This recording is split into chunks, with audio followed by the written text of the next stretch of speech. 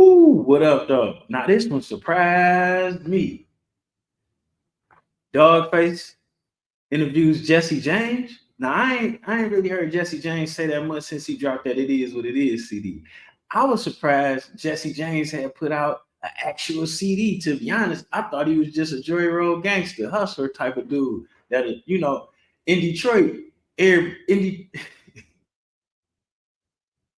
how can I say this? In Detroit, everybody got rapper homies. And sometimes you get the street dude or the shooter in the studio and he want to spit a verse too. I thought Jesse James was like that. But when he dropped that "It Is What It Is," he had a couple cuts on there. I couldn't believe it. So make no mistake about it. Jesse James known as a real one. You know what I'm saying? Um, we all didn't fell short of the glory of God here and there. So they ain't saying he did everything perfect. Far as I know, he ain't got no mustard on his jacket. You know what I'm saying? He ain't never been a soft shoe. And he ain't did no brick baby style tattletelling. He ain't did none of that. His name is really his name. And that's that. Same thing with Dawgface. Y'all know I mess with Dawgface. He's a good brother. Uh, I haven't actually met Dawgface. You know what I'm saying? But we kind of communicated through comments and things like that on different posts that either one of us made. By me having a couple different YouTube pages, I don't know if he know I'm that same person on both, but I mess with Dawgface. And really why I mess with Dawgface is when that BG situation happened. Now BG is a factor in Detroit. He's damn near a Detroit native. As a matter of fact, he probably actually got a Detroit ID. You know what I'm saying? He was more so plugged in with the cats over there on Schoolcraft, but he finagled through the whole city. But when the thing happened, when everybody was hating on BG, I had did a story that got a lot of views. You know what I'm saying? Which is just my own interpretation. Which where basically I just expressed that I do think what BG did was distasteful, but by no way, shape, form, or fashion did he violate street code. You know what I'm saying? But the code that he did apply, I do feel like it's a distasteful code because if you got legit people around you, you should never have them taking a charge. If you got somebody that's not a felon in your crew, they can have legal guns. So we need to have the wherewithal. You can't be a boss and not utilize your pieces on the board properly.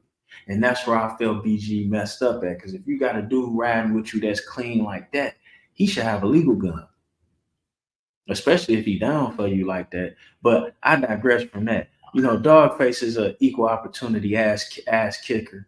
You know what I'm saying? He ain't got no problem giving somebody a fuck nigga file or none of them type of things. So when I saw this come across, I thought this would be great for me to react to, especially seeing how all of them haters out there where they at want to know why Juan-o don't do Detroit stories. I do all type of Detroit stories. But when I get on my Black Gerardo stuff, I'm responding to the stories that the people that watch my channel are interested in. Because my loyalty is not to you. My loyalty is to them 8,000 people that click on my channel every day, that saw it important enough to subscribe, or them 1,800 people on my other channel that watch it every day, or the 25 people that's on that channel I just created last time they demonetized me. That's where my loyalty is to, and to myself. You know what I'm saying? With that being said, let's get into this because people get it confused. They want you to be partial to bullshit, but it's like you don't support me. And then even with the people that support me, they would never ask me to be partial to bullshit. So I'd rather rock with them because they gonna be here. And then they not asking me to be nothing but my best self. And somebody holding me to being my best self is something I can respect. I can love that. But somebody's trying to hold me to be their version of something, I can't fuck with that. Can't stand on that. I woke up and I looked, I'm like, what the fuck is this? Now, for any of y'all that's confused, I don't know why he ain't got his dogs on. The dude in the green sweater is Jesse James. I don't know why Dawgface ain't got his cardies on either. He's in violation for that. He's supposed to have his buffs on for that. But I digress. He down there in Atlanta. Sun might be different. Maybe the buffs don't transition and he got his sunglasses on. Not sure. Maybe it could be them damn studio lights too. Studio lights is motherfucker. So we ain't even gonna get on Doggy about his glasses. He ain't got his dogs on. Now that nigga said if you see him without his dogs on, he might be robbing. But he got that big ass Cuban link on, so maybe he ain't robbing. Let's get back to it. So Dog is on this side.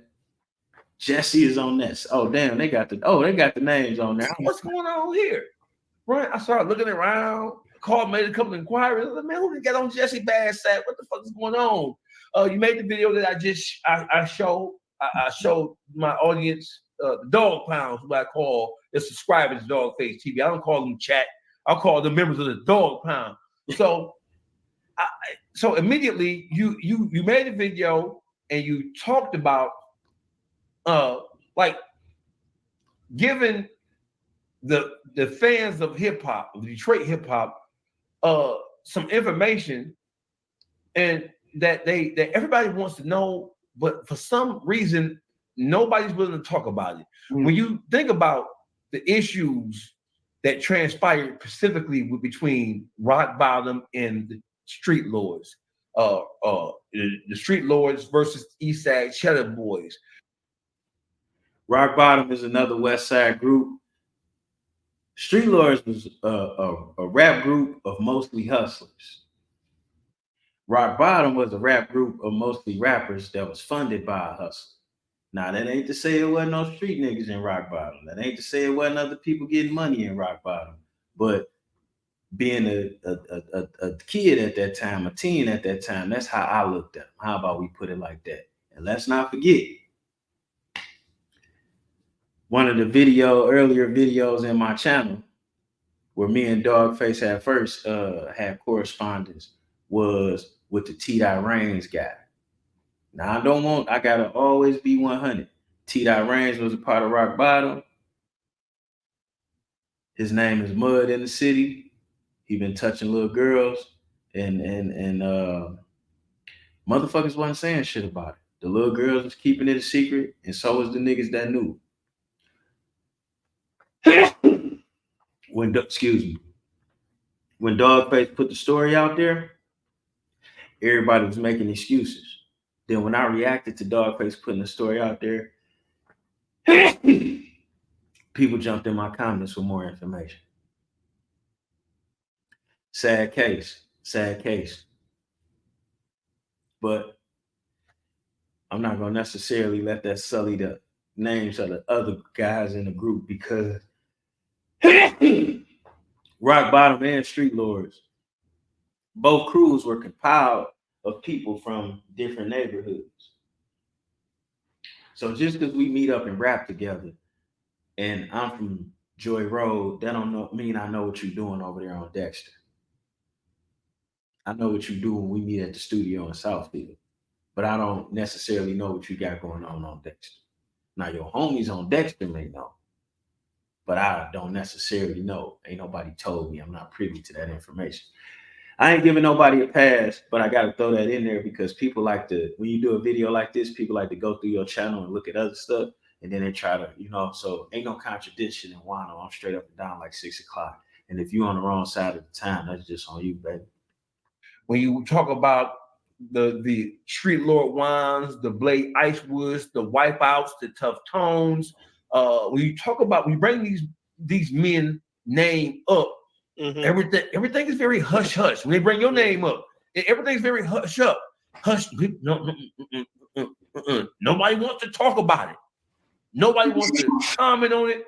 None of that shit. So in my mind, I'm like, man, that's some hell of a shit going on over there. You know what I'm saying? It was some hell of a shit.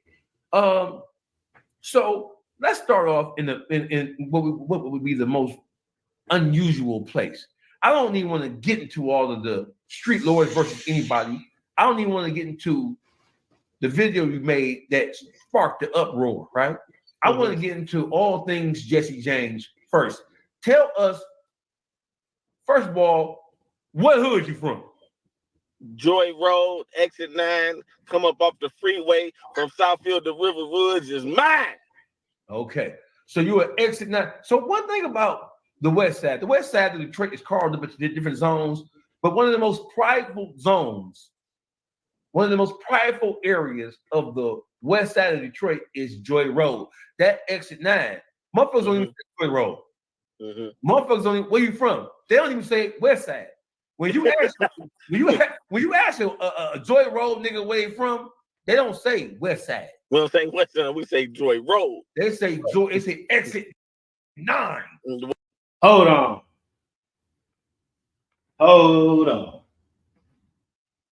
Hold on. They about to miss something. Or maybe they ain't about to miss it. But I'm gonna throw it in. He said from Southfield to Livernois. Joy Road is Joy Road, but it's two different sides, even though they both on the west side. It's the Joy Boy side, which is west of Southfield, and it's the road nigga side, which is east of Southfield. Now, I know this because a lot of my older homies are from Joy, and some of my homies that's my same age are from the Joy Boy side, and some of my homies that are older than me are from the road nigga side. And don't you get that shit confused. Know which one you talking to, because motherfuckers will get offended like everybody's supposed to know. And I guess you supposed to know. That's why Juan-o is telling you so. And that's why he just specified which side he from. Now, if Joy Road is at a car show and some shit pop off, then them niggas is all together. They all together then. But in conversation, two different neighborhoods. Two. Where the Murder Mac at? Yes. And I do not go there. And I think I'm tough. I don't want no Big Mac that bad. I be going there for lunch, Dawgface. It ain't that bad. The food might kill you before the niggas do. You do need to mind your business there, and the cops will beat the shit out of you over there. And hey, no, it ain't no Big Mac in the world to have me go over there with them disagreeable ass niggas. Ain't nobody got time for that. I'm trying to give me some fries. Number 7. Number 7 is the fish meal. I ain't got time to get stuck up, robbed, shot by no goddamn McDonald's. That's exactly what the fuck you gonna get if you keep fucking around. You stop at the Murder Mac. Keep fucking around over there and find out. And you fuck around and find out. So you're Exit 9 Joy Road alumni. Tell us what it was like growing up in that environment. And was it as bad when you were coming up as it is reported to have been? Yeah. See, I was born on the east side. I moved to the west side when I was 7 years old. Hold on. Little known fact that nobody knows. So the west side representative, Mr. Joy Road, Mr. Exit 9 himself, you were born on the east side of Detroit. On Baldwin and Vernus. I was born in Hustle Hospital. Me too. Played for the East Side Raiders. Oh, that's Junior's team. Hey, listen. I don't think people knew that. No, they never know that. I went to Bustle. I went to Ferry. I went to I can't think of all that shit. Bell. I can't remember all that shit, bro. So but I came from the east side. We moved every month on the east side. Every time the rent was due, we moved. That's some east side shit too. Mm-hmm. So Jesse James, the west side representative, is originally born and raised, at least in part, on the east side of Detroit. See, brother, that's why you probably so fucked up. Now, I'm not saying that Joy Road didn't contribute to your shit, but I don't give. Well, I moved at 7, 8. That's enough.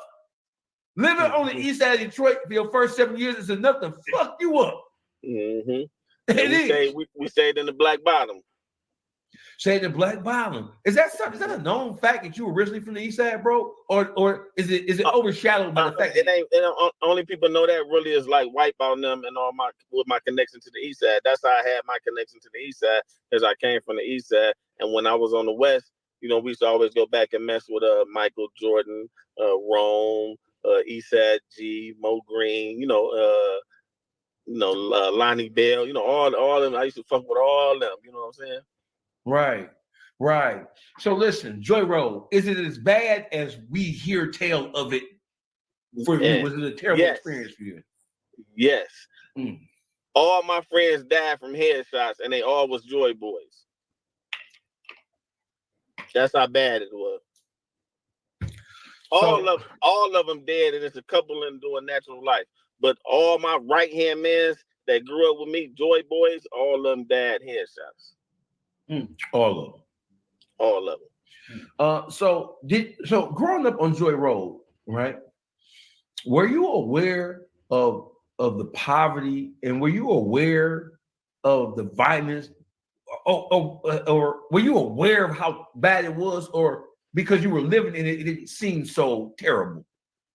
No, see, it didn't seem so terrible, like far as poverty, but the crime and the violence was always there because we was always beefing. Like we was some little Joy Road niggas, and we was all little, and we had so much love and unity that it's like everybody wanted to go against us. You know, when you see a bunch of love and a crew of niggas that's tight, somebody want to challenge that. Somebody want to try to say, man, you say them Joy Boys, the nigga gonna say, oh, them Joy Girls. You know what I'm saying? Is somebody gonna always try to disrespect y'all or challenge y'all? So we was beefing and shooting at 12 or 13. Like my first really shooting was at Cody High School. You know what I'm saying? We was walking down the street, a nigga hollered out the classroom window and said, "Look at them Joy Girls, y'all some hoes." And I had like a 2.5 and I bust into the school. Like pop, pop, pop, pop, pop. We took off running. Hey, Streetlord Jesse James. Have you ever heard of the saying? It's an old saying called "Sticks and stones may break my bones." That ain't no shit that you know. Yeah, no. I know that. I know that. Yeah, but I know that saying very well. Yeah, so you wasn't drawn up on that kind of shit. No, hell no. That obviously not. All right, so growing up on Joy Road, bro, did you grow up in a musically inclined family? What was your earliest musical experiences? See, my musical experience came from like I said, we were so tight, and all we you know, I've been smoking weed since 9. So our thing was always sitting in the car smoking and riding around and listening to the radio and playing cassette tapes and listening to the hottest music. You know what I'm saying? That's out. That's all what we did as young niggas. You got to have the hottest music. I got to be able to put you up on the hottest song that you ain't never heard. You know what I'm saying? That's how that came about. So when it came about, I always used to try to learn every record to the song. You know what I'm saying? Like every my niggas would be like, God damn, every word to the song. So my niggas always in the car like, damn, here this nigga go again. But nigga, I'm trying to learn. I'm singing every song. Then I start learning how to time myself and start freestyling. You know what I'm saying? So I'm like, okay, if Pac finna come on with a verse, I'm a freestyle. The chorus gonna come on, I'm a freestyle, and I know how to time myself and stop right when the chorus come on. You know what I'm saying? So I started practicing that first, and I just kept going. Man, that's a hard way to learn how to rap too. I can't really rap over another nigga rapping, man. When I first started, my little brother's father's a DJ. So shit, I had access to instrumentals. And well, I always had access to instrumentals. That's pretty much what that is. You know, I helped my stepfather build his record collection. He probably got one of the most valuable record collections ever. And when he died, his family stole that shit from my little brother. My mother didn't tell me he died because I was at work. You know, she didn't want me to leave work and go be there, which I would have. My little brother had to deal with all that on his own. I don't think that was cool. And the motherfucker stole my stepdaddy record. I know it's a whole lot of jokes about give me back my daddy records, shit like that, but I really do want my daddy records back. Damn it, I done pissed myself the fuck off. Going, and then Bone Thugs came out with that hard ass style, and you know that was real challenging to try to learn what Bone say. So I had learned all the words to Bone. I pissed myself off a couple times in the day, man. I'm trying to get better with it. I don't know why I just thought about this, but I guess how he talking about how he started rapping. I'm telling you how I started rapping.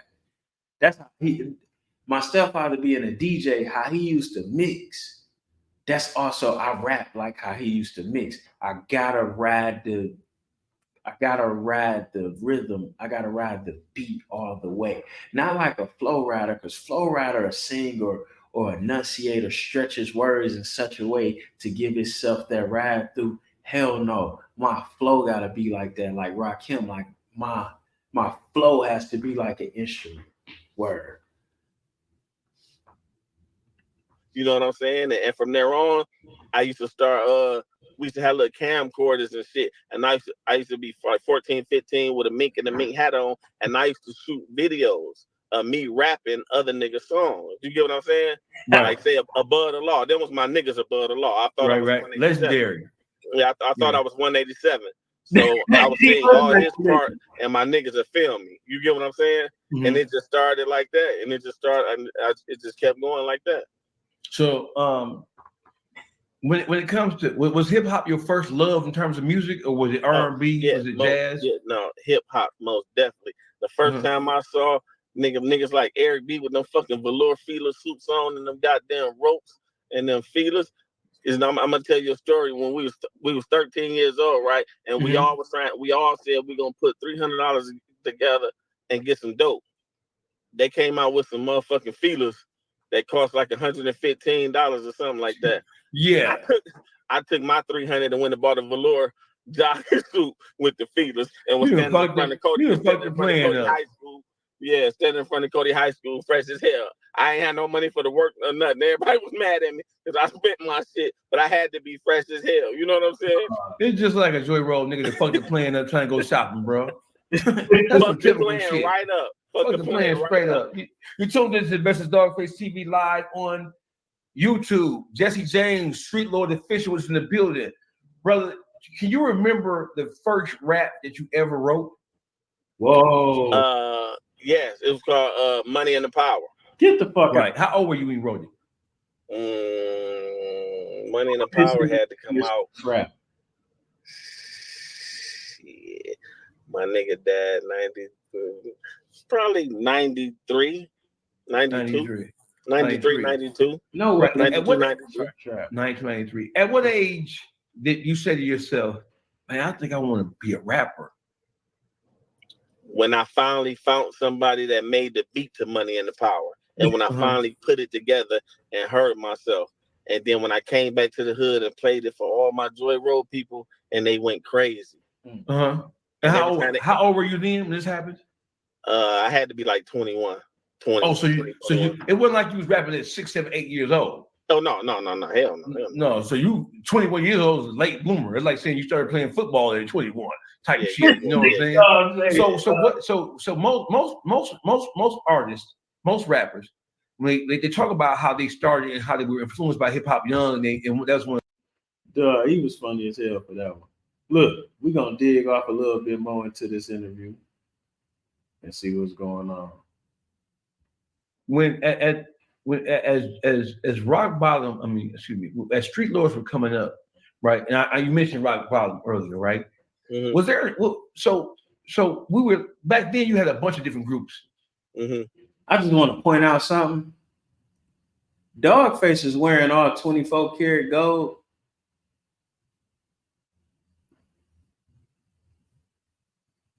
None more popular than at that particular point in time, Streetlords rock bottom. What was because according to popular legend, there were issues between the Streetlords and rock bottom, right? Is that true? And if it is true, can you speak to what the initial issues were? Was it just competition, us versus them, or was it something more personal? Okay. See, we used to listen to rock bottom. You know, they the shit. Them niggas was the shit. You know what I'm saying? We fuck with rock bottom. We did shows with rock bottom and all kind of shit. But the more money we got, we started thinking outside the box. So, you know, Yacht had a vision, and his vision was like, we get money. You know what I'm saying? So we want to get stars on our CDs. We trying to think outside the box. We chasing this Cash Money $30 million deal. Since you want to know, that's what we chasing.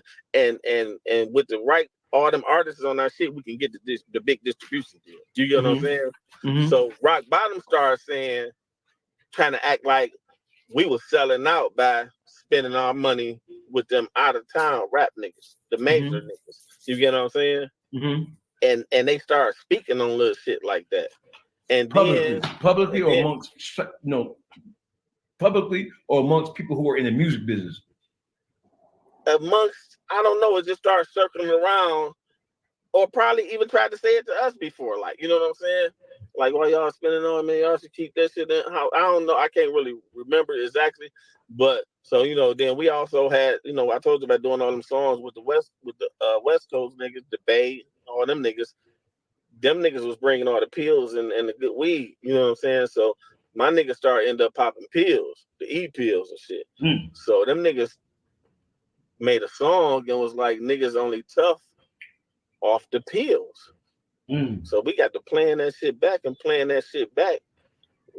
nigga had got one of the fellas that got shot up in the DTS. I don't know if he got hit, but it was a shootout and shit. And they said, yeah, put bullet holes in your DTS, the Cadillac and shit. You know what I'm saying? So they like references little shit. So, you know, we sitting down and we playing that shit back and we like, these whole ass niggas talking about us. So you know how we did it, nigga. Y'all talking about us indirectly, nigga. We finna go to the studio and we about to say you whole ass niggas' name, nigga. You know what I'm saying? So we went to the studio and we said them niggas' names. What was the name of that song? What was the name of that song? It ain't no name. It was just Rock Bottom versus Streetlord. That was the name of the song? Yeah, we took they beat and went at them and said their names. So we didn't like really name the song. Oh, okay, I got you. Just quick. I got you. Did y'all press the song up and put the song out? Yeah. Oh no, we didn't do that. No, we ain't pressing them and put it out. We just took it to the titty bar and all that type of shit, just to let it get out there and start the beef. You know what I'm saying? Right. And so when the members of Rock Bottom heard it, what was their immediate response? They went straight back to the studio and came hard as hell.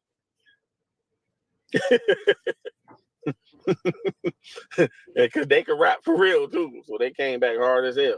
They came hard as hell.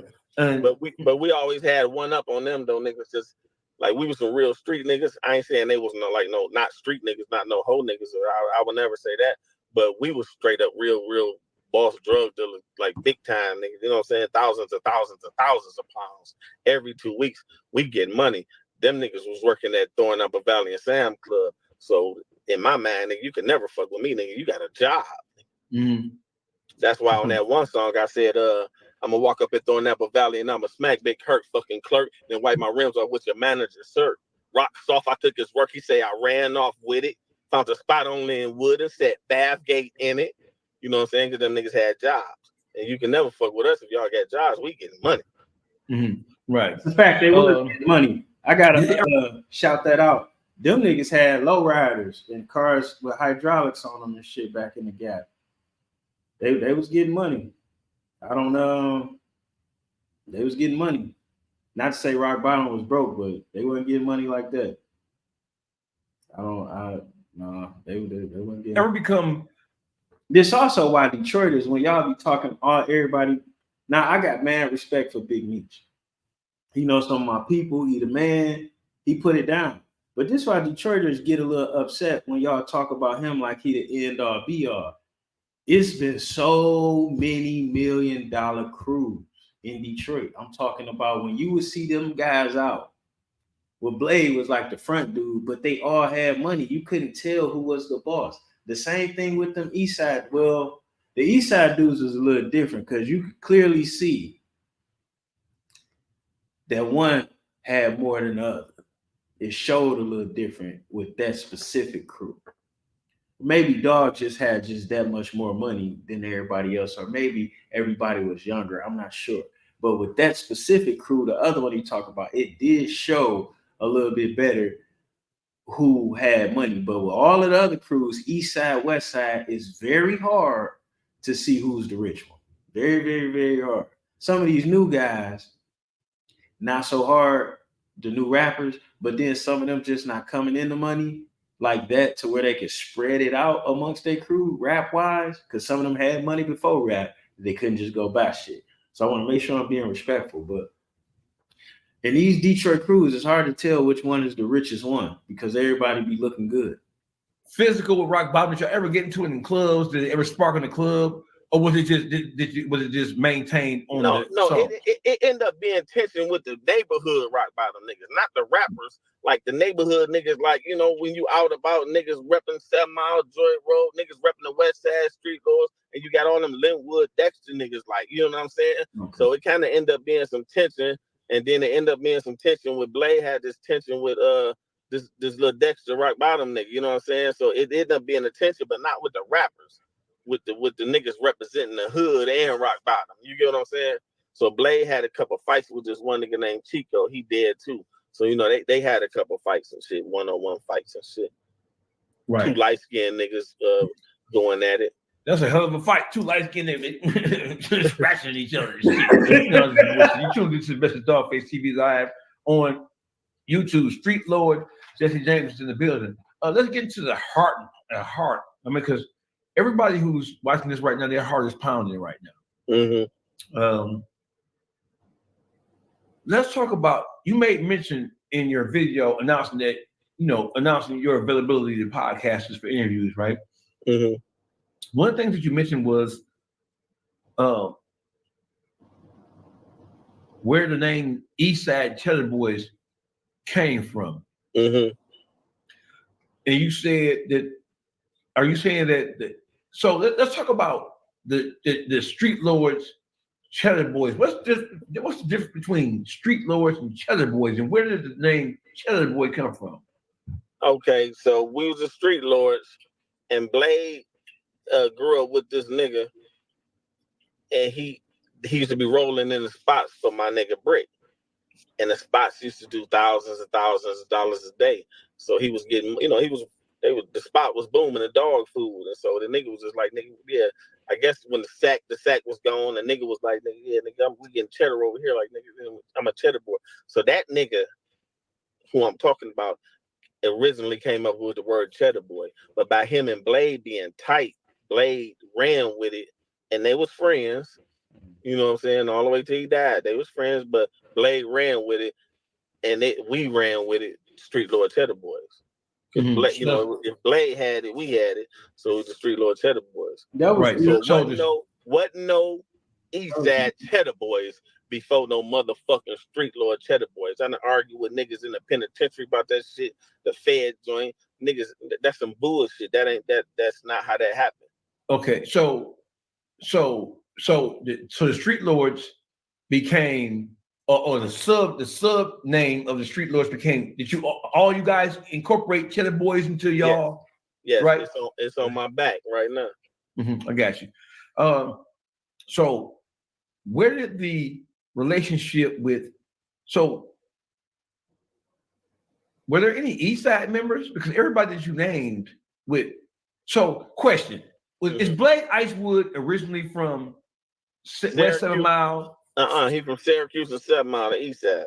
So Blake Icewood is an East Sider originally. Yep, yes, sir. Yeah. Okay. So because that's a major point of contention for people, right? Because listen, no members of Streetlords or Rock Bottom or even the East Side Cheddar Boys, they don't talk. They don't sit down for interviews. You're the first person to open up and give us any substantive answers about just the origins and, you know, some of the conflicts and things that took place. And all authentic answers too. Yeah, this is a history. Authentic. This is a history lesson, bro. So East Side Cheddar Boys, you mentioned that you usually just say, well, wasn't no motherfucking East Side Cheddar Boys first. The Cheddar Boy name came from us first. How did that become an issue about who was Cheddar Boy first, East Side guys or West Side guys? And first of all, who were the East Side Cheddar Boys, and how did they take that name? Okay, the East Side Cheddar Boys was Wipeout, Malik, Tough Tone, and Lil Dre, Fat Lil Baby, Mo Green, East Side G, Ready Red. You know what I'm saying? It's a lot. I can't remember. P Frown. You know what I'm saying? So all of them was the East. All of them was all of them was just all of them at first. It wasn't no name. It wasn't no name. All of them was just them at first. Okay, so listen. So was there a relationship between who we now know or recognize as the East Side Cheddar Boys and the Streetlords? Did you guys have a relationship with the East Side? I did. No, I did. I had the relationship. Wipeout and them was my mans. I came from the east side. Wipeout and them was my mans. Mo Green them, east side G. I've been knowing them since I was like 10 or 12 years old, like 40-year friendships. You know what I'm saying? Them was my niggas. So they used to come to the west side and fuck with me and shit like that. You know, we got to work on the west side. We got the bitches. We flashy on the west side. So niggas coming to the west side was like coming to Disneyland. You know what I'm saying? So that was the relationship. That's the relationship. So that's how the connection between the Streetlord officials and the East Side guys who eventually became the East Side Cheddar Boys. That's how it happened. Right. And you know, I'm not mistaken. I don't know if they knew Ready Red or Ready Red knew some people and shit like that. But I'm talking about as far as the music part. The music part come from Wipeout calling me and saying, Jesse James, I got some niggas to rap. I want you to hear them. You know what I'm saying? But you know, so many niggas call me like that. You know, I ain't thinking nothing of it. But Wipeout my man though. I'm gonna hang with him eventually anyway. Like I'm hanging with the Streetlords. I'm Joy Road out my mind, but I'm gonna fuck with Wipeout and Mo Green them too. You know what I'm saying? So when I finally had time, I went over there and I listened to the niggas, and the niggas was sweet as hell. I couldn't believe it. So the niggas was sweet as hell, and so from there on, nigga, they started working on their CD. I started, Wipeout called me for everything, all the information, all the game. I'm giving him all the game. This is my nigga.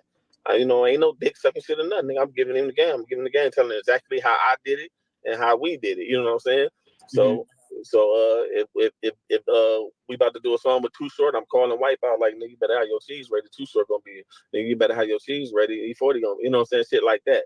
And but between Reddy and I forgot who all, everybody just started, embracing them, and we all started being cool, and everybody started having their own individual relationships. You know what I'm saying? And right.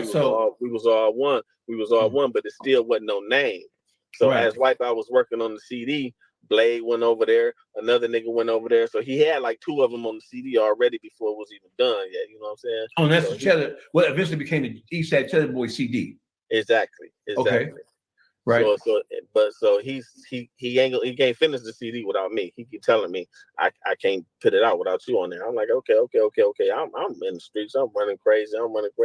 So he called me like, I got the song. Go boy, and I say your name. You know what I'm saying? So boom. After them two already went over there, I'm like, okay, well they already done went over there. I might as well go. You know what I'm saying? So I go over there. We do Old Boy, and then I do another song with Breed. You know what I'm saying? And them. And so he wrapping it up. He finally got finished, and he was like, "Man, I ain't got no name for this motherfucker." He called me at 2:00 in the morning. We kicking it, and nigga, my exact words, nigga, if I'm lying, nigga, I'm dying, nigga. I said, nigga, name that shit the East Side Cheddar Boys, nigga. And that nigga was like, nah, man, I don't want to do that shit, man. I don't want to start no bullshit. His exact words, like, man, I don't want to start no bullshit. I said, nigga, I came from the East Side. You my man, them, nigga. And if it wasn't for me, it wouldn't be no Streetlords, nigga. Man, name that shit the East Side Cheddar Boys.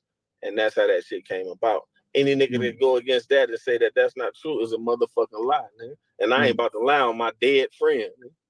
Right. So the name East Side Cheddar Boy, the idea to use that as the name of the group, or was that supposed to be the name of the album?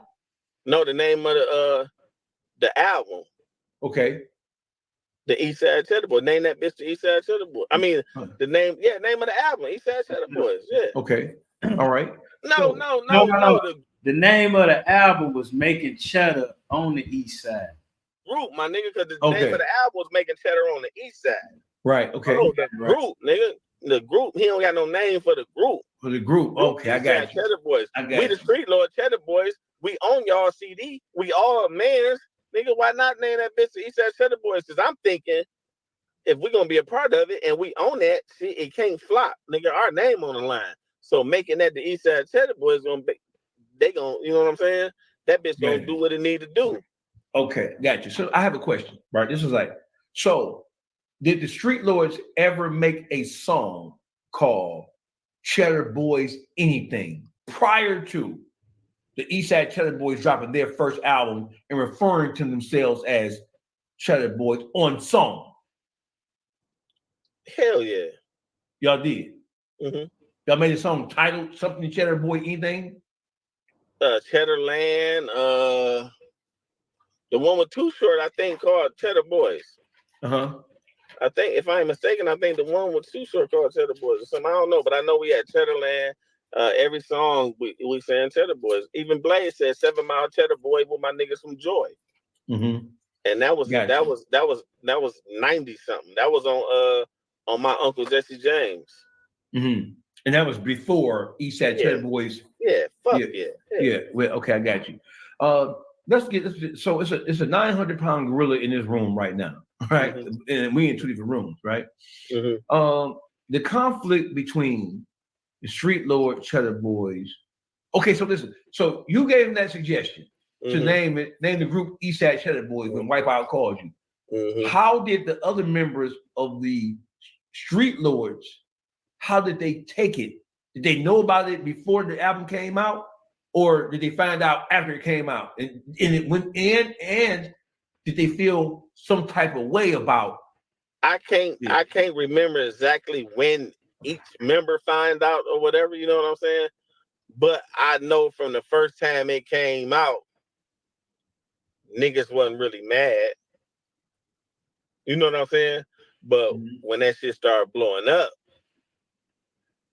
and we ain't had no motion because we was working on the masterpiece. I told you we took them to like four years for each album. So while our motion was down, Masterpiece, Platinum Masterpiece. That's an album, as far as independent rap go, that's an album y'all should really look at. You know why? Because they had Cash Money Records on that album. Cash Money, Birdman didn't allow Cash Money Records to do music with nobody. As a matter of fact, the only people that got music with Cash Money Records at that time is the Streetlords, E40, and Nori. Nobody else was able to get Cash Money features before and for another couple of years after. Remember, Jay-Z sent his feature in to be put on high. Couldn't get Juvie on his album. So it ain't just a money thing. That tells you a lot about their respect thing, because most of the other 2 people that Birdman allowed them to work with was major artists with a budget. These are street niggas. Street lords, my bad. They motion was just rising with that old boy. I'm a Cheddar Boy, baby. I'm from the Gator Capital, home of the Stink Pink. You know, that shit was taking off. And it didn't matter to me. I ain't no hater. First of all, we helped the niggas do it. You know what I'm saying? So why would I be mad or hating on some shit we helped and me and Blade them on the fucking CD? You wanted to blow up. And so every time they doing the concert, they need me to come do Old Boy and rock that bitch. So I'm still relevant. You know what I'm saying? So while the other niggas is just working on other shit, I think Blade, I don't know for sure, but I think Blade was working on, he had another side project was still spinning. You know, Blade always was still hot, but you know, as far as the group, the shit was kind of dead down. And niggas started the shit happened from niggas started getting jealous of that shit. I'm gonna tell you the real, nigga. I'm about to shit. Niggas started getting jealous because niggas started telling me like Jesse James brought them niggas around, man. You brought them niggas around, man. So niggas started getting jealous of that shit, nigga. On some 100 shit. So you're on record saying that as the Cheddar Boys' popularity started to grow, initially there was no issue, but as the popularity of the Cheddar Boys and their project and their song took over. So when the Cheddar Boys dropped their first album, did it take over Detroit? Yeah, took it over. They on the radio twice a day. They on the radio twice. Old Boy and I'm a Cheddar Boy, baby. Mm-hmm. And so, how did you know? Because you're saying that people on Cheddar Boy on the Streetlord side of things. Yeah, because they said it to me because they feel I brought the niggas around, like. So they saying it to me. I could tell how the niggas starting to say it. How did it make you feel? And what did you say in response to them? How did it make you feel when you started to feel and hear that energy? And what was your response when you became aware? I ain't feel no type of way because I didn't think the shit was gonna be no issue like that. You know what I'm saying? You know what I'm saying? And then you got to think about it too, like, you know, where niggas come from. You know, where niggas come from, what they saying really ain't. You know what I'm saying? This me now. You know, whatever you saying, I probably like, you know, I probably just ate that shit or something because I did. You know what I'm saying? But you know, you niggas, they were like, no, it like the niggas were no hell of a gangster niggas or something like that. It really mattered what they, you know what I'm saying? It wasn't nothing like that.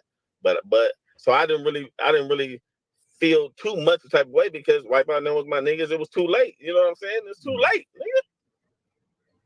What y'all wanted it to flop with our name on it? Oh, so the Cheddar Boy thing, y'all looked at that as these guys are an extension of us in every respect. So we want to see that shit do well because everybody knows. Was it an East Side, West Side thing? Was that ever an issue? Or was it just a music thing? No, that it was a music thing. It wasn't never no East Side, West Side. Right, because Streetlord Juan is an East Side nigga. He's a Streetlord. That thing. It was more of an East Side, West Side thing with the public and the city, not with the rappers, nigga. You know what I'm saying? Okay, I got you. So let's talk about when let's talk about, so let's back up for a second and let's bring Streetlord Juan into this equation, right? You made your post about, hey, all you podcasters, man, and you listed every major hot podcast across the country that deal with urban hip hop.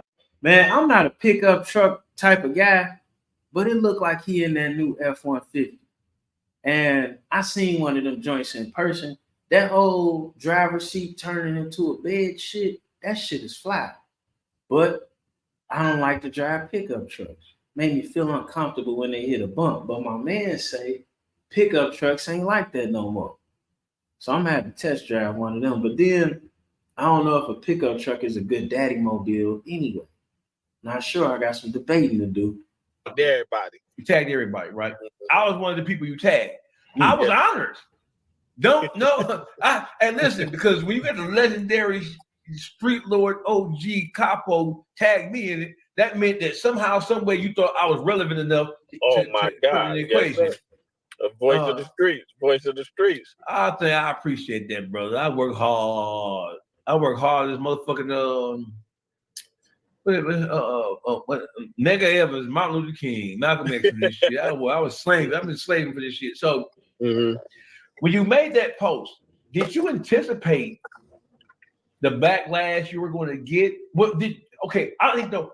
What did you get? Did you get any backlash? Because we don't know if you got any backlash or not. I seen comments and shit, right? But did somebody call you and be like, hey, what the fuck is you talking about? Yeah, so I make the video, right? So, you know, I'm sitting back, I'm watching all these niggas get money, all these so-called kingpins, all these so-called gang leaders, all these so-called bosses. They traveling around the world. They getting 5,000 from this person, 10,000 from this person, and all these niggas ain't really been through shit, ain't did shit, and I know they ain't been through half the shit I've been through. You know what I'm saying? So I'm like, shit, you know, and I'm who I am. I'm like, okay. Now, damn, Jesse, why you have to say that? Shit. For the record, he on some Joy Road shit right here. And by me having a bunch of Joy Road homies, I'm not upset. But he know he shouldn't. Well, he probably gonna look back at this later and know he should have left that part out. That may be true, and you don't have to acknowledge that. His respect is intact, and we gotta quit doing this. A lot of times, just because our perception of what we're going through is we're not getting our respect or our accreditation. That's not always true. Sometimes we haven't allowed the light to be shined on us for us to get what we see other people getting. And sometimes we don't want what other people got. Sometimes we don't need that. He don't need that. He gonna be able to make money on the internet just being him. But when you admit that you see people getting something that you not, that you feel as though you deserve, it puts a stigma on your progression and your ascension. I've been hearing all these little Streetlord stories. I've seen a couple niggas do some podcasts and shit, but it don't sit right with me because, nigga, to me, just coming from me, nigga, if you ain't ride for Blade Icewood, nigga, I don't want to hear your Streetlord story. That's just me. You know what I'm saying? So I hear the stories, and they got the right to tell their own stories, and you know what I'm saying? And they, you know, but I'm just saying, for me, being a Joy Road nigga, if you ain't ride for our damn near the hottest, the main nigga the whole fucking world love and know in the group, you ain't ride from, I really don't want to hear your story. And I feel you can't even really tell no story if you didn't ride for the Streetlords. And that's just how I felt. So I always knew I'm gonna do my own fucking Streetlord story, movie, book, and tell my side of the Streetlord story. So I said, okay, I'm about to go on the internet and I'm about to talk to these podcasters and let them know if they want to interview one of the realest niggas out of Detroit, get at me. Let's go. I'm about to turn shit up, set this shit on fire. So I say some shit from Clickbait. You know what I'm saying? You know how it goes. So let me do my job. Let me do my job. We're gonna get to that Clickbait, right? So I got my little folder. And this ain't the fuck nigga 5 folder, no. This ain't the fuck nigga 5. This is I take my notes in here, right? Mm-hmm, mm-hmm. So one of the things you said, we're gonna go over this shit step by step. This nigga with that fuck nigga 5. Like the YSL trial. You hear me? Mm-hmm. Right. So one of the things you said is, if you want to hear the truth about who backdoored Blade Icewood.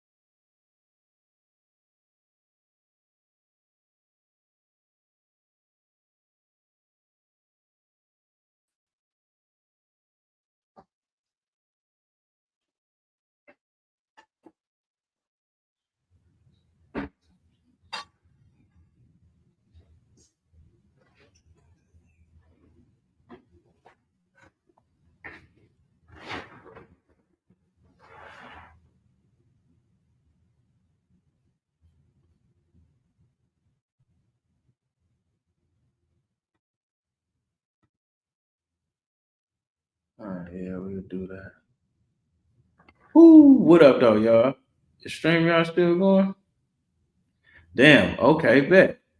We lost power for a little minute. I don't know how this video is gonna look, but we in there. We back on StreamYard. I fucks with you. The money I pay y'all, I think, and I'm not even gonna, brother, that was a statement that sent shockwaves through Detroit. Mm-hmm. The general public don't really see. There's a lot of misinformation that has been disseminated about the relationship between the East Side Cheddar Boys and Streetlord Cheddar Boys. There's misinformation about who started what or who started the name. Mm-hmm. There's misinformation about whether or not the East Side Cheddar Boys as a collective were really cool with the Streetlord Cheddar Boys from the West. It was like a West Side, East Side thing, right? Mm-hmm. There's stories being told about Blade's relationship with, I think, so when it comes to the Cheddar Boys, East Side Cheddar Boys, and the Streetlords, I think the two young gunners of the clique with Blade and Tough Tone. Mm-hmm. Tough Tone is still hated to this very day. I don't know a rapper in Detroit who is more disliked than Tough Tone, bro. Do you? No, not at all. So why does the public think? I don't know. I think Malik might have been the number one rapper from that crew, though. That why is it so much? Is it so much information about the relationship between East Side Cheddar Boys and Streetlords, because people don't really talk about it. So when stories have been told about it by people who really don't know, you guys never tried to correct it anyway. Why is it so much misinformation out there about what happened and what transpired? Because it's a lot of niggas dead. You know what I'm saying? And the ones that's alive then been indicted and been to the Fed joint. So niggas be mindful and careful of what they say. You know what I'm saying? You know, shit closed, shit open. You know what I'm saying? A lot of shit ain't to be talked about, especially not on social media. You know what I'm saying? And and how we look at niggas, if you ain't no hell of a niggas or no real niggas, what we even gonna talk to you about it for anyway? You get what I'm saying? Who is you? We can let you think whatever you think, but you know, that's just how it is. Right. So I'm going to get into some more specific questions, bro. And there's some things that you can talk about because there's a statute of limitation on some things. So some things you can't be. There's no possibility of somebody being incriminated.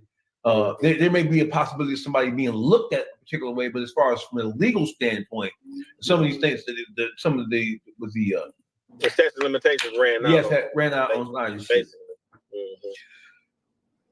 Why does it seem like the major beef between the East Side Cheddar Boys and the Streetlords, why does it seem to the world that beef was demonstrated between Blade, Icewood, and Tough Tone more than anybody? Why? Well, take that back. It was Wipeout and Juan. That's the top of the totem pole on both sides of the fence. Or no, was at the time when all this shit started to fall apart and tempers started to flare and issues started to happen, was Streetlord Juan the leader of the Cheddar Boys? That's the question. Was he a leader of the Streetlords? The leader of the Streetlords? Yes. No way possible if he came from up under us or came after us. You know what I'm saying? No way possible. So why does Juan was BFI? His name was Best Friend Juan. You get what I'm saying? When he came along, he was best friend Juan. So best friend, as in best friend from the East Side? I guess, I don't know for sure, but so you know what I'm saying. But there's no way possible he could have been a leader. We don't fuck with no leaders. We don't really fuck with no leaders. Either you're gonna be a Streetlord or you ain't. I would have to agree with that because when you see them moving around, they are. That's why people get mad when y'all give such credit to Big Meech or whatever. It ain't that Meech don't deserve the credit. It's that was like the Detroit way. Like how Meech didn't play none of his homies like employees. And plus, Meech wouldn't have been able to, he'd have been able to move like that, but it was clear that he was the boss. It would have been a little bit different in the city because you got crews where it's like all the successful crews, people are on an even playing field when it comes to communicating with each other. You know what I'm saying? That's just take Detroit out of it. Anywhere success is true, guys got to be able to communicate with each other on a mutual level. You don't be no leader. You know right. So why? So you do know that the general public, the historians of hip hop, the general casual observer of Detroit, that Juan is recognized as the de facto leader of the Streetlords on the west side side of things. Why? How did that get to be that way? I ain't never came across nobody that thought that or said that. Hey, goddamn, hey, Jesse James. You telling me that you don't know that Dawgface wrong as hell right here, because him and Juan had they both East Siders, and they had they back and forth about the Detroit gatekeeper thing.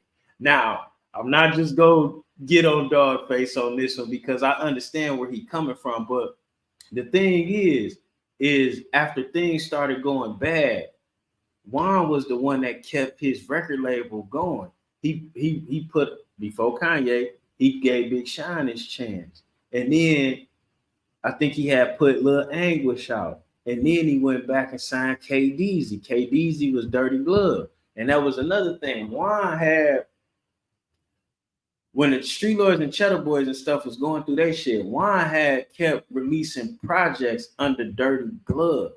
that featured with most of the Cheddar boys, and then he had signed a couple of the little homies. So I can understand how somebody may have that perception, but we know wasn't nobody looking at it like that, Dawgface. You putting a little mustard, I mean a little syrup on the pancakes. People look at Juan like Juan is the king fucking street lord out of all, even above Juan. Even above Blade. No. Let me take that back. Yeah, King. Yeah, bigger than life, King Street Lord, because that's who he is. But not over nobody. He's in the, like, that's how they gonna look at Blade. That's how they gonna look at. Okay, clean it up, because they help him understand. Because the way I saw it is that was a crew of bosses. That was a crew of bosses, man. I'll tell you something about Streetlord Juan. Me and Drummer used to work at Foot Locker. This like when we in high school, coming out of high school. He used to work at Ladies Foot Locker. Drummer didn't get paid that much, you know what I'm saying? So he used to steal all the Timberlands and all the lady shoes as soon as they came out, stuff like that. And Streetlord Juan used to come in, cash him out with everything. And the shit Streetlord Juan didn't do, if he didn't show up, I would come by the rest. You know what I'm saying? This is like when I first started getting money. My girl at that time, it wasn't a pair of shoes she did not have. You know what I'm saying? Which kind of went a long way, because I was just starting to get money and my bitch was fly like the niggas who was already getting money. You know what I'm saying? Plus she was a bad bitch. She was bad, you know, bad attitude too. Me and her still tight, but we can't be having sex and stuff. We be crazy about each other. You know what I'm saying?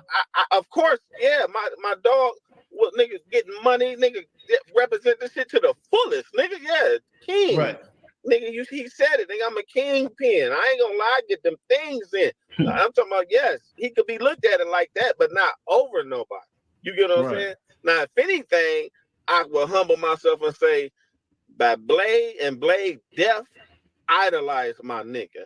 And he could have that title as the biggest street lord ever, because if you think about it, who is the biggest street lord ever? Blade Icewood, man. Mm-hmm. Yeah, that's without trying to be that. You get what I'm saying?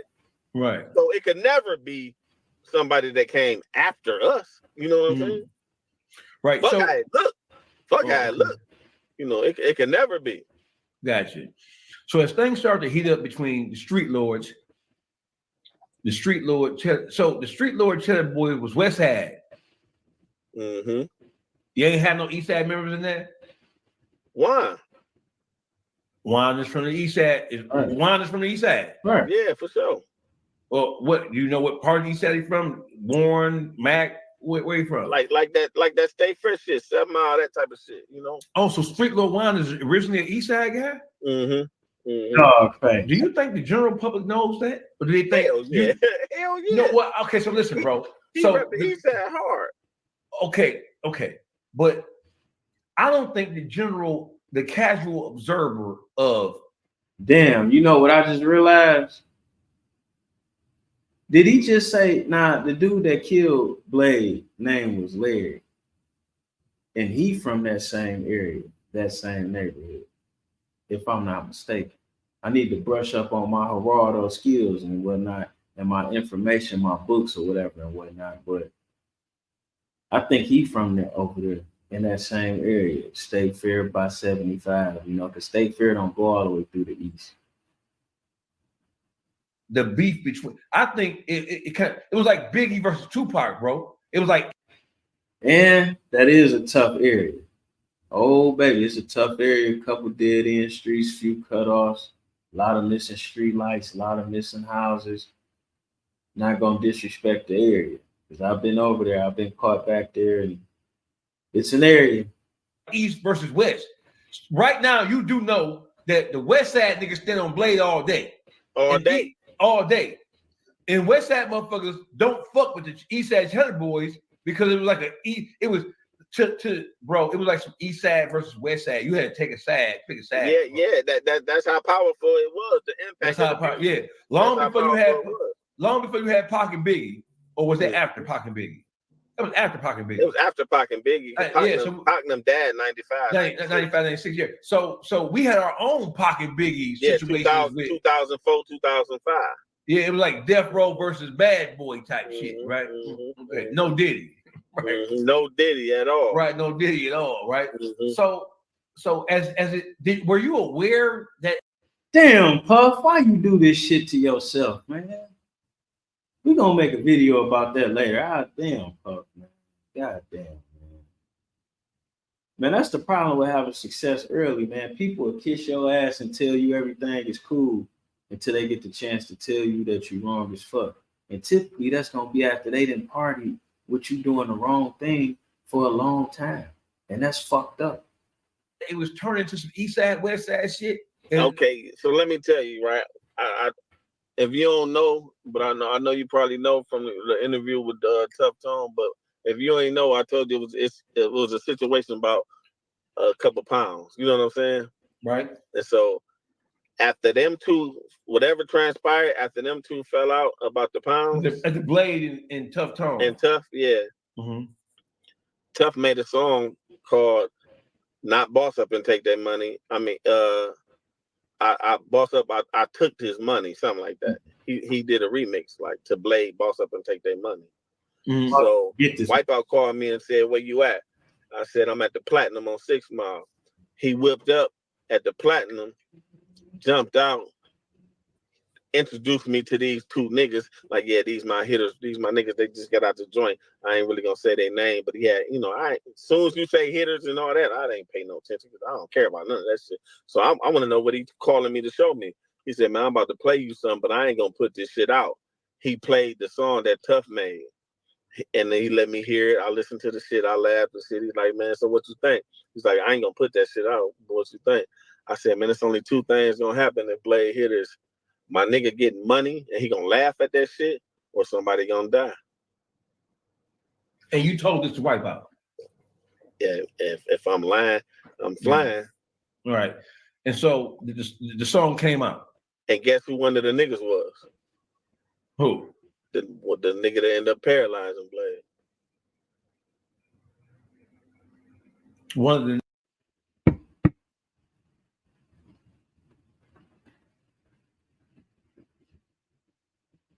And this is where the bullshit starts at. If y'all are $1 million niggas, if somebody in your crew does some dumb shit like run off with a bag, this all chump change to the bosses. Why not just pay that tab? Why would you feed off into that?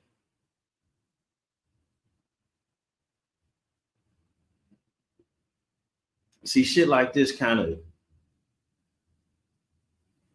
I don't know. That shit, you know what? Let's listen. One of the guys who was with White. Yeah, exactly.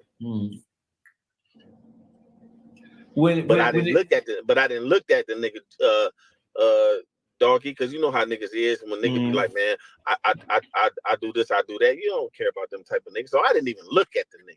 I wish I would have looked at the nigga. I would have knew how he looked then.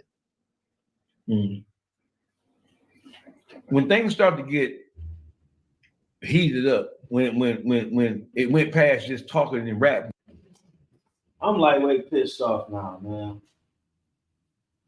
I kind of knew this story already, but to sit back and hear these particulars, man, and to know these was all $1 million niggas, like, dumb shit. What were you saying? Because you were connected to both sides. No, I was in the Fed joint when the first little physical fights and shit started happening. Like Blade and Wipeout actually had a fight at the TD bar and all that type of shit. You know what I'm saying? There was a couple, one or two little fist fights. You know what I'm saying? And so you were in the Fed joint by this time, yeah, right? I was in the Fed, and when I called home, Blade was telling me about it. What was your thought process when you were hearing this? That I'm gonna end that shit when I get home. Wipeout my man. I'm gonna end that shit when I get home. I don't want nobody, I know what's gonna happen. Somebody gonna die. So I'm hoping that it's just some physical fight and some bullshit. And once I come home, you know what I'm saying? When I come home, I'm like, man, that shit gonna be dead. Man, we can't overlook this part. Blade was the light-skinned nigga into it with all these dark-skinned dudes. And I don't know if you got a high yellow homie who parents might have had a better job than everybody else's, but they still in the streets.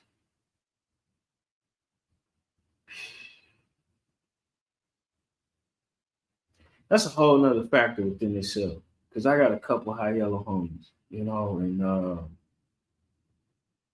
G Willikers Batman. When it come down to them feeling like they have to defend themselves or somebody step, oh my God. It's almost as bad as a mixed race person having a blackness challenge. Yeah, nigga, I ain't gonna let that shit get that serious and get out of hand like that. And they both my mans, and I'm responsible for this and this basically. Got you.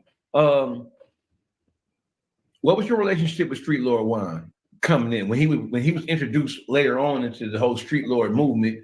What was did you have any relationship with him? Oh, my God, my baby, man, my baby. Anybody that came in, nigga, and was for real and could rap and was repping the Streetlords and was getting money and bodied everything what the Streetlord was, and it was all love. It was immediately a brotherhood.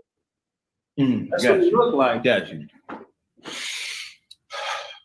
In your video, you said Blade got backdoored. So backdoor in Ebonics,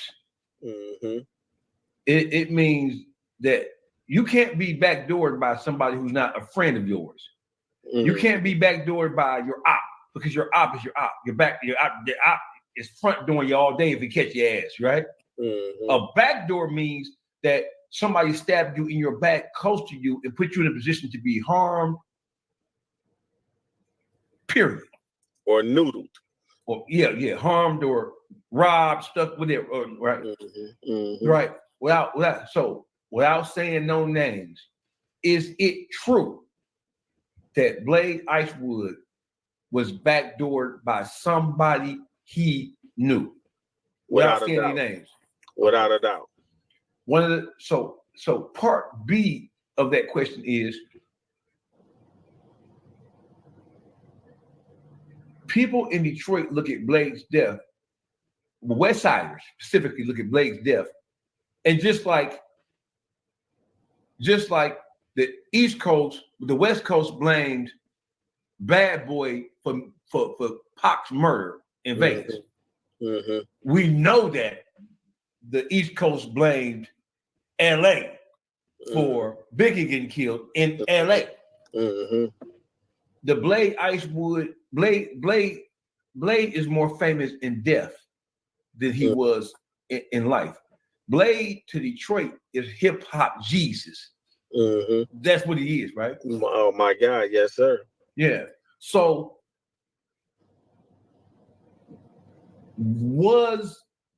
did Blade, were the East Side Cheddar Boys at all responsible for Blade Icewood's death? If you can answer that question. Nah. No. Okay, got you. So no West Siders should be feeling like because there was a beef going on at that particular point in time, it wasn't no East Siders. Blade was backdoored. No, it was East Siders. It just wasn't no East Side Cheddar Boys. So nobody connected to the East Side Cheddar Boys. I mean, it connected to friendships. Yeah. But nobody who actually wore the moniker East Side Cheddar Boys. Exactly. Okay, I got you. All right. Exactly. Wipeout. Wipeout's passing. It shook Detroit. I'm gonna tell you something, man. This shit about smoking the ops and shit that they be doing out of Chicago. These young niggas, that shit didn't start in Chicago. When Blade Icewood passed away, you had people who were selling. Some people were mourned, but for the most part, you had some people on the East Side like, I don't fucking, because it seemed like an East Side West Side thing. Yeah. And then when Wipeout died, you had people in. Wipeout died first. Wipeout died first. His death. There were songs made. Is it correct that there were songs made? There were public statements made celebrating Wipeout's death by people from Streetlord. Not really celebrating. Blade had that one line. He had that one line, but that was after he got shot. But let's see what Jesse said. Celebrating my guy. it was just like Blade was blamed for some shit he didn't do. Mm-hmm. And so he was in the wheelchair and he was frustrated and he was angry. So he was just like, after that, he was like, fuck them all. It wasn't celebrating because Wipeout was our nigga. You know, niggas ain't do that to Wipeout. So we would never would celebrate. You know what I'm saying? But it's just like how Pac got mad and said, fuck Biggie, Pac, Jay-Z. You know what I'm saying? He said, for everybody. You know what I'm saying? So that's what Blaze was. He was pissed. Nigga. He in that wheelchair for something he ain't do. You know what I'm saying? And niggas left that shit on us. Niggas let that shit fall on us. The niggas know we ain't do that shit, but them niggas tucked their tail and fell back and let us reap all the fucking consequences that came from that shit. So there were people who knew that Streetlord wasn't responsible for Wipeout's death, and there were people who knew that Eastside Cheddar Boys were not responsible for Blade's death, but they allowed those. They allowed that sentiment to grow and fester, and it turned into a whole different thing. Yes, sir. Yes, sir. Was there anybody? Who do you think was in the position of knowing? Who do you think should have raised? Do you look back at that now in hindsight and say, "Hey, man, you was in prison when this happened, when the deaths happened, right?" No, I was in prison when the fights was happening. I was home when Wipeout died, and I was home when Blade died. All right. So you said that earlier. You just said if you said you couldn't wait to get home and you hoped that you got home fast because you knew it was gonna turn to somebody to get dropped. You were home. But when I got home, it didn't. You see what I'm saying? When it got home, that shit kind of chilled out. That's how Wipeout situation, RIP Wipeout. That situation didn't have nothing to do with us. So that wasn't nothing I could have controlled. But the perception was because of the back and forth, and of course you're gonna. I mean, because if you got two factions going at each other, if somebody died, they're gonna think, okay, it was them. Automatic shit, right? All right. Well, was anybody on the Cheddar Boys side? I mean, on the Streetlord side, was anybody like claiming responsibility for Wipeout's passing? Not at all. Nobody made no statements. With no pillow talking with no bitches or nothing. No, not at all. None of that. Okay, I got it. Nobody had nothing to do with that, and nobody from our side know who did it.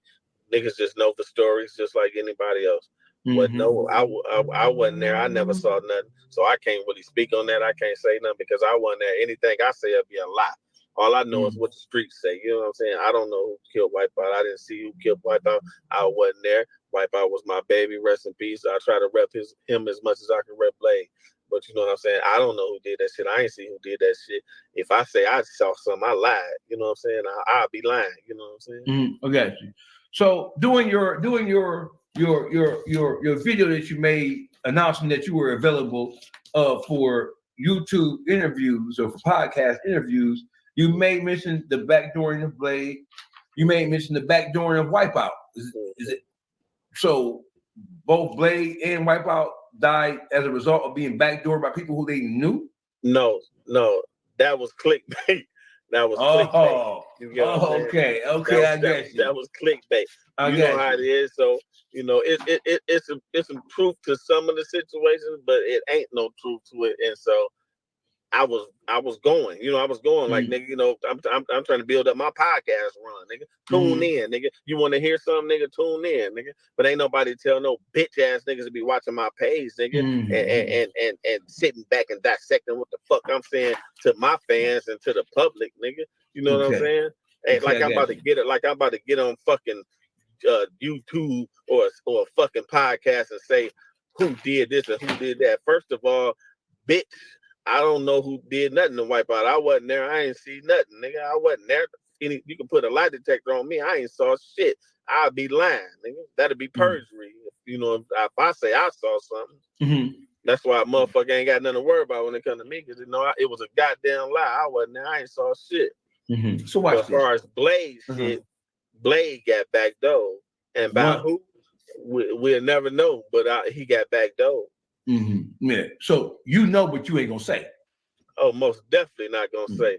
And we're gonna. So I have something even more important than that.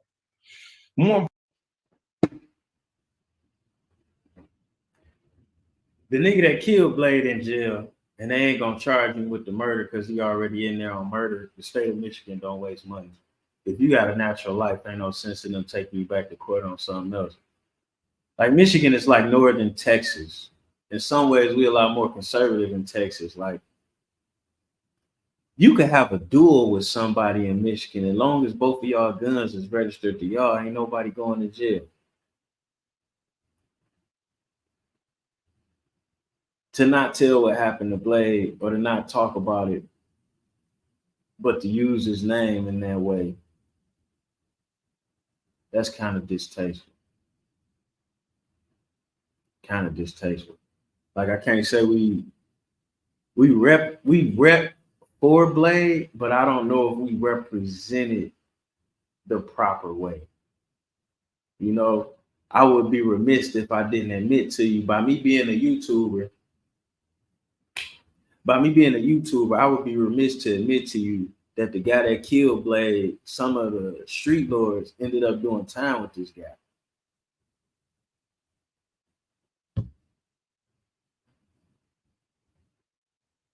You know, now what I don't know, because they didn't say the dude's name, is I don't know if the same dude that paralyzed Blade is the same dude that ended up killing Blade. But then it's pretty clear that it was a backdoor because Blade had that new Range Rover had just came out, and he was riding, pulling up, stopping here and there, and his driver got out the car and ran when the shit went down. That's suspected that would happen.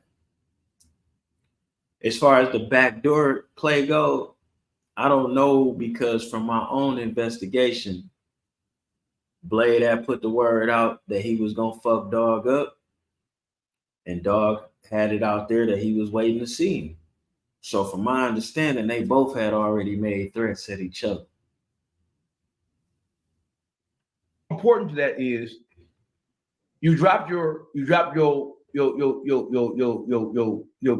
advertising, your marketing strategy when you, hey, I got this, that, and third. I got the details for you, right? The next day you came out with a video talking about somebody called you.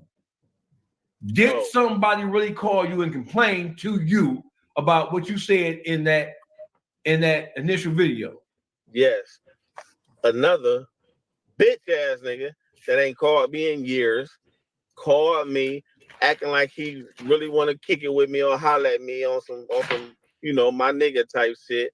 But the call wasn't that. It wasn't original. The call led right into, damn man, I saw your video. Like, damn man, why you you show me, man, damn man, like dog, why would you do that? You know what I'm saying? You about to hold on, Jesse. Mm-hmm. Is you gonna tell us who this bitch ass nigga, your words was, or you gonna remain silent on that? He was a Streetlord.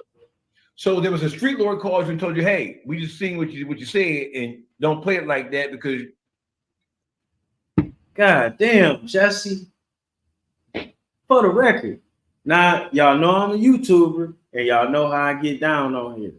I can't be. I'm wishing this is the second thing I'm wishing Jesse didn't do. But he's a Joy Road nigga.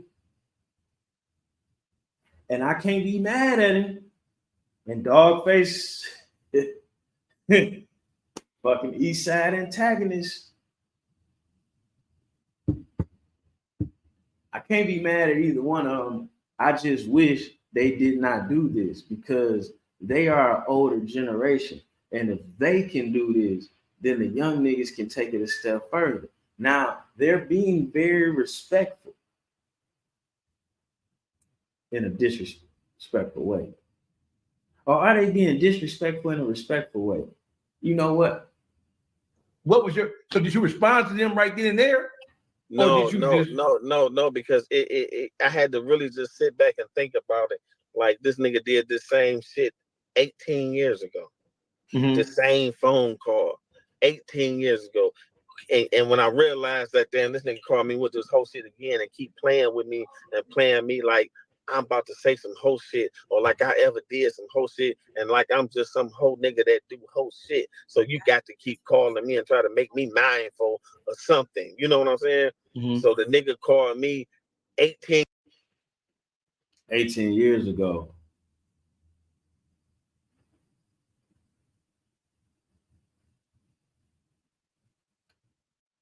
He talking about when Blade died.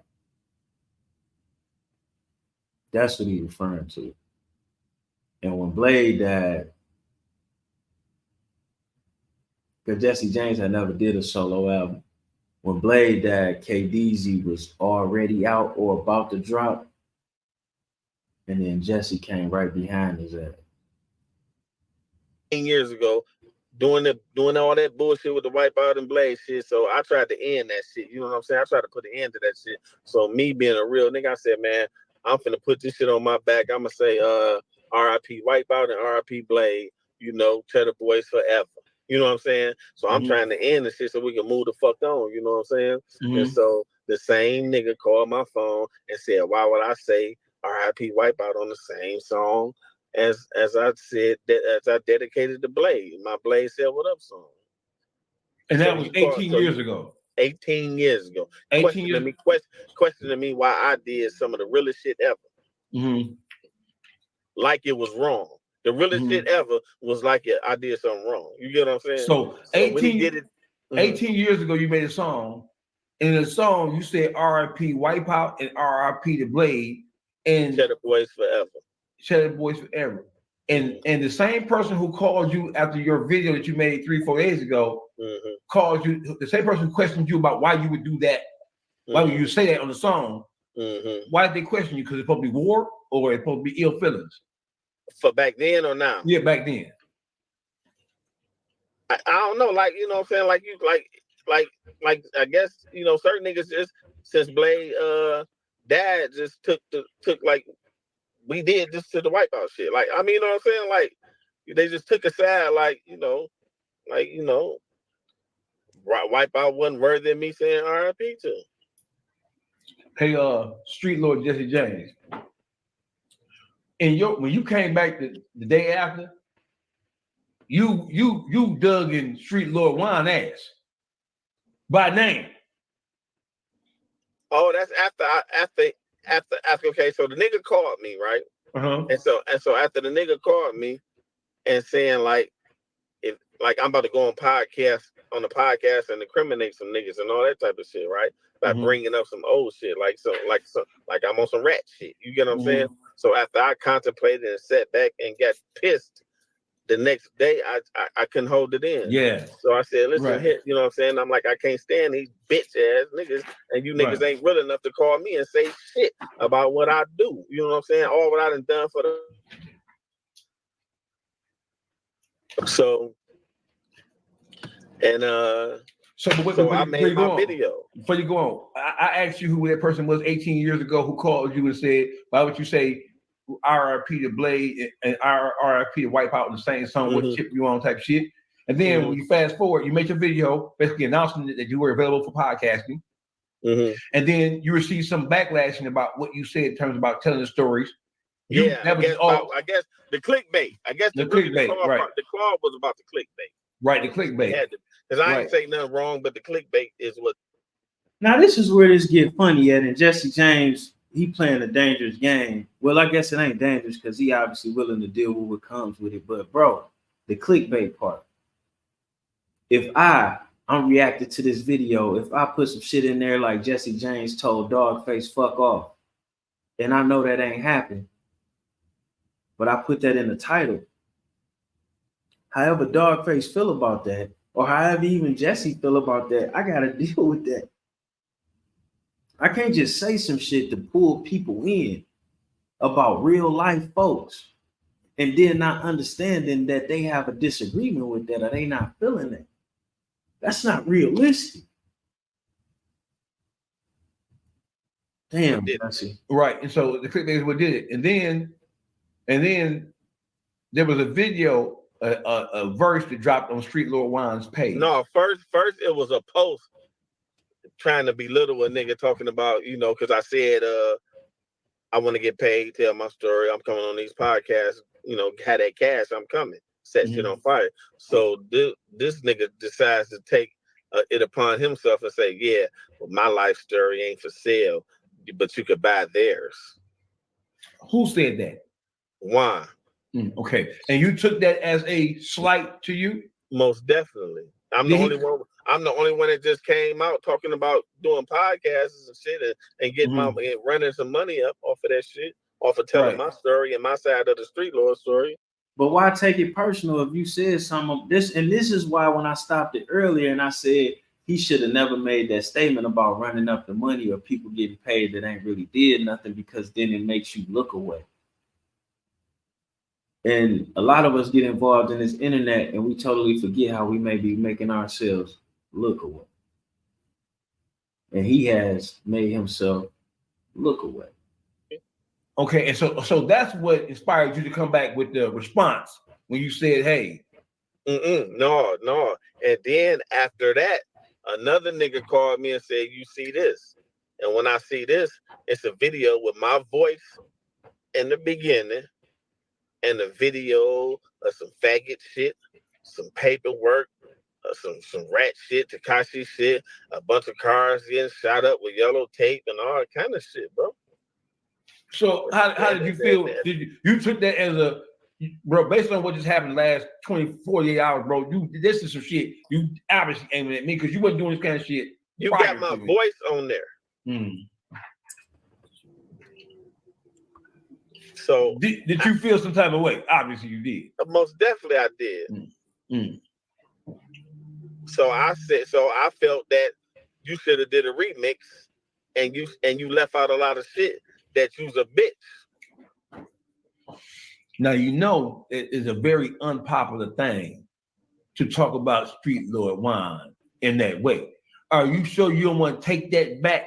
Because I don't want to see. Listen. Because Juan is like hip hop royalty. So are you. But Juan has a cult following. Ain't nobody bigger than the program. So you ain't want to take it back? Not take it back, nigga.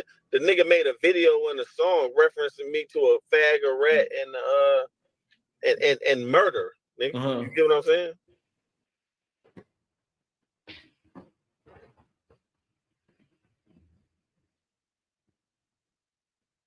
Streetlord Juan is Detroit rap royalty because as a label, he put out more artists than everybody else.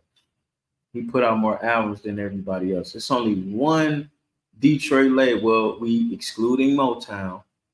It's only one Detroit label that put out more music than him, and that's Real Life Productions, which is Esham, the first independent rapper to go platinum. Not only did Streetlord Juan, not only did he put out more rappers, he was the most approachable street lord. Period. He was the most approachable street lord. He was a real sweatpants type nigga. He might have 20, 30, 40, 100,000 in them sweatpants, but he was a real sweatpants. My hair may not be braided ass nigga. Blade was a star, man. I remember he had brought Be Legit and motherfucking E40 to the mall, but I had only seen Be Legit. And I was thrown off by seeing Be Legit. And I kind of looked past Blade a little bit. It wasn't intentional. And boy, Blade says he didn't like get mad or nothing like that. He wasn't like that. He was a good-hearted dude too, but he was damn sure like, hold on. You ain't getting Blade's autograph either? Be Legit had already signed my hat. I'm like, damn, he put on there stay up, like, you know. But it was no disrespect to Blade, man, but I'm kind of wishing I didn't watch this goddamn interview. Them two niggas don't need to be beefing. Streetlord Juan get the respect he get because he was the most approachable street lord. Just period. Even though he had money, he might be in the Bentley, whatever. He was like a real regular dude. That ain't to say the rest of them wasn't regular shit. Jesse James was motherfucking thugged out 24/7. You know what I'm saying? He might have been every now and again. I don't know that personally, but that's word on the street here and there. Not everywhere, but you getting money, you might, some niggas sniff pussy, some niggas sniff a little cocaine, man. But shit. Right, I got you. So take what? Take it back. Luckily, I love the nigga. You know what I'm saying? Luckily, I could just vent and say what I need to say, and that be done with it, and I wouldn't want to see nothing past that. You know what I'm saying? Right. Now I do appreciate that. This is why he didn't have to do no clickbait. His normal story would have been great. And you see how he's just like, yeah, man, but I love the guy. So y'all just having a brotherly disagreement and all of that, man, but shit. Okay, I gotta explain something. Now y'all heard him call him the B word, right? Now in Detroit, them niggas close enough or been close enough to have to got into it and be able to use that word. But it takes a closeness to it. Now, if they didn't have a relationship and he called him a bitch, that would have been fighting words, Like when Brick Baby called, well, not Brick. Shit, he's not the real Brick Baby. God damn it. When MPA Shit Show called my man's Nina a bitch, that was out of pocket. He might have to see him behind that. Right. But I'm gonna say what I'm gonna say. Like, first of all, nigga, you's a bitch. Don't you ever think, nigga, that it's a nigga alive that can breathe in and out their mouth that can go that out wouldn't slide on and give it to. Got you. Tuned into the best Dawgface TV live on YouTube. Original Streetlord. If somebody said that you were not Streetlord official, what would you say to them? If it weren't for me, it wouldn't be no Streetlord, so that could be impossible. That got to be true too, because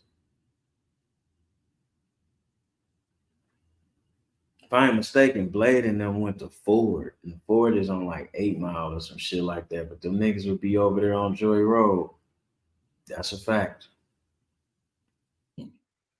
Got you. And they old school. The general public, man, they've never heard with any detail. They haven't heard from any members of the Streetlords, any members of the Cheddar Boys. I think you were the first one who were from that legendary class of MCs and street niggas who actually came on a podcast. I mean, one of the main ones. You had other people do podcasts. I think G-Rock or Rook did a couple of podcasts. I think it was Rook. I think it was. But you at the highest level of Streetlord, right? How do you feel about the Detroit hip hop scene right now? We got a lot of emotion going on, man. We do got a lot of motion, and that's why what he doing is something he shouldn't be doing. Should he be telling this story? Yeah, he should. Should he be going at Juan? Nah. They shouldn't be going at each other. So I can't say one is more right or one is more wrong. If Juan disrespected him, man, this shit, I don't like this shit. I don't think it's cool. I can't tell them what they should or shouldn't do. I personally probably might have cut some of this out of my interview. I can't be mad at Dawgface either. You know what I'm saying? I can't be mad at nobody involved. I can't be mad at Juan. I can't be mad at Jesse. I can't be mad at Dawgface, but I do wish they didn't do exactly what they doing, what he did right now. You know what I'm saying? Streetlord Juan is a respected Detroit music industry factor outside of Detroit. That isn't to say Dawgface isn't either. But for the bureaucracy part of how the music industry works, being able to stand behind or on side of a Streetlord Juan alleviate a whole lot of bullshit. I mean, being able to stand on the side of a Dawgface alleviate a lot of bullshit. All of these men are in position to help the next generation. I don't think none of them should be taken away from each other. Like we all know, look at all the work, blood, sweat, and tears they put in, and nobody got a deal out of that. So they already know how hard it's been for us. I'm a little disheartened. Shout out to Jesse. Shout out to Dawgface. I'm not about to say nothing bad about the interview. It's pretty entertaining. I hope y'all fuck with my commentary. I hope I shot it straight down the line like 6 o'clock. I ain't taking no sides in this shit. Detroit is Detroit, and I'm an interloper. Some of y'all may not know what that means, but I'm gonna tell you what it means. An interloper is a Detroiter that survives on both sides, that lives and breathes on both sides, that moves around on both sides. I don't like when we do this to each other. We all still willing to fist fight each other. So if we're all willing to have a fist fight, then nothing, no problem that we have outside of somebody violating that got to be called out and brought to the front. Do we have to do this? We don't need clickbait. This is motherfucking Detroit. And we've been making money from no money for the past 60, 70 years. Us black people kept this city afloat when the population went under 300,000 in a city that's built for over 2 million. And if we were able to keep this city afloat for a whole lot of years before we filed bankruptcy with them population issues, and now we in this position, shit like this ain't supposed to be happening. Damn sure not between them two. And Big Sean being 100 gave Streetlord Juan the respect that some of these other CEOs that sold a lot more records got. Maybe it was deserving, maybe it was undeserving. Whether you feel like him as an individual deserved their respect or not, don't matter. But the city deserved somebody representing the hood and the business getting that respect. And he was one of the only few people in a position to receive that, because we all know they wasn't giving it to Eshawn. And he deserved it the most. On that note, I ain't got nothing but love for everybody. I love my city. Shout out to you, Jesse. Shout out to you, Dawgface. Now, dog, you know, we don't always agree, but at the same time, I'm always on your side. I understand what you did. I understand what you're doing. And it ain't just because my name Juan. Streetlord Juan is a cool nigga, man. Like, period. That nigga, I know a bunch of different people he did nice things for in passing. Like, fuck being able to say somebody a gangster or a thug or any of that shit. I know this dude is intelligent, and I know he got a big heart, and I know he decent. You know what I'm saying? And that's just from the interactions of people who I know and myself who's ran across him. I remember when them pink Tims came out and Drummer had stole some of them joints. And anyway, the nigga let me get a pair of shoes that he had basically ordered for his chick. I felt like that was real. You know, them pink Tims was a hot commodity in Detroit, especially for the ladies, you know. And my bitch had her pair on that first day. That meant a lot. He ain't have to do that. On top of other shit I seen him do for other people. Him doing business with Drummer like that, because he would be buying shoes that he didn't need too from Drummer. Help Drummer get his first round of equipment, because Drummer was using other people's equipment and borrowing people's equipment. Some folks was weirdos. Some people had shit going on. It was all type of shit. So being able to have customers that was gonna fuck with him continuously, to whereas he could spend 300 or 400 on an MPC because he know people coming back to do business with him, that counted for a lot.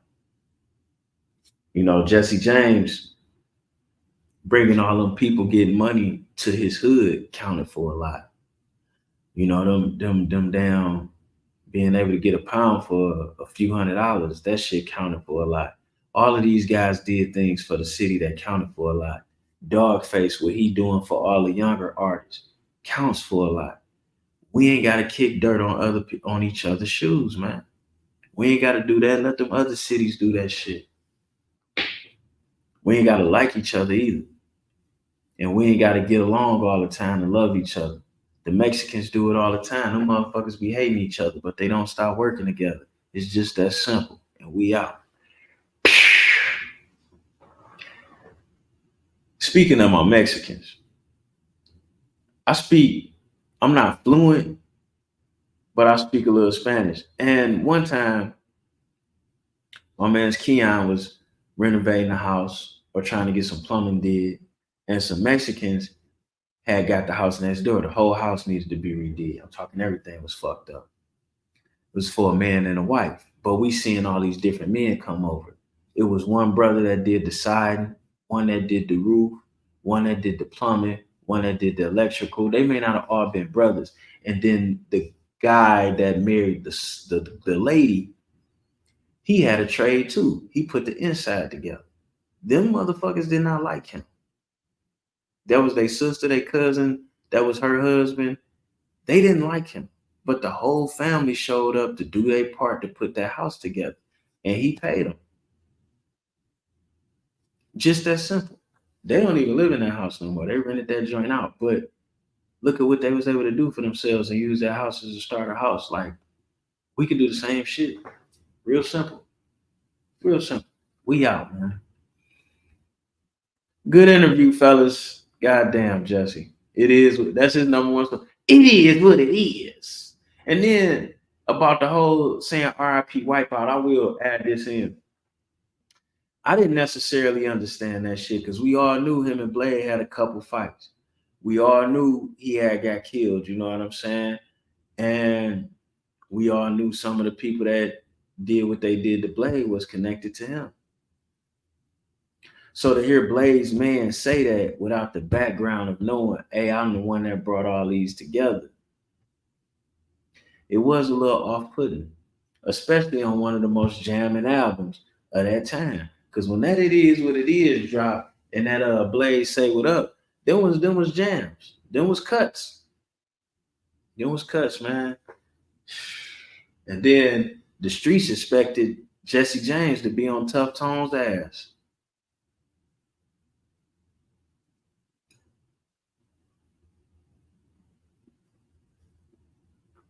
Just by their ways in the crew, you know, the names, you know what I'm saying? But then hearing him telling this story, I'm guessing Tough Tone wasn't the one that shot Blade.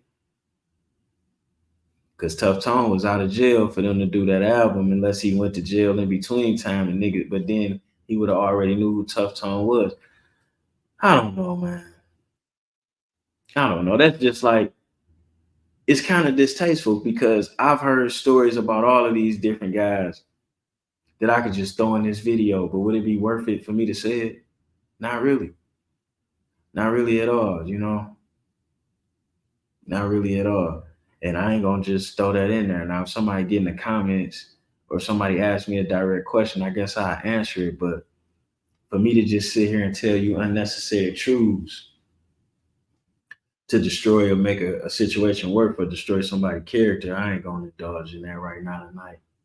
We out this bitch, y'all.